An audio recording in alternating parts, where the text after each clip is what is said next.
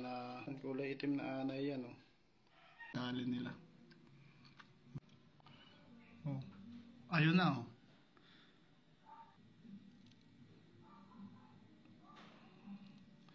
Wala na, matamlay na to.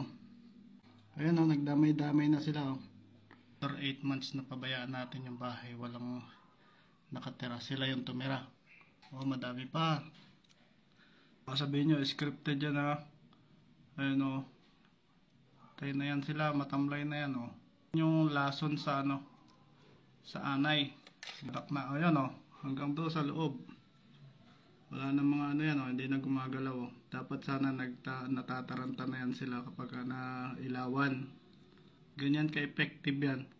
So ito, bubutasan natin, lagyan uli natin, bubugahan natin yan. Hindi ako papayag na nandyan sila. Oh, pati bakal inanay na, sobrang gutom. Bili lang kayo sa yellow basket, ilalagay ko kung yung produkto natin, oh. Ito pala, oh, ang dami pala dito, oh, sa ilalim, oh. Nangalaglag na. Ayan. Ayan, termite killing powder ba ang tawag doon? O lason sa anay, yan na lang. Research nyo lang.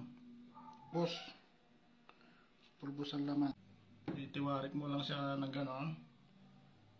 Tapos, ayun na. Kailangan, oh, ha?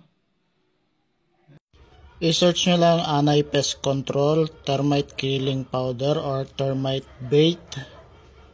Ayun. Yun lang yung search nyo. Lason sa anay. And paalala din doon sa mga bibili nito, maging responsible tayo sa pagtatago. Ilayo natin sa mga bata.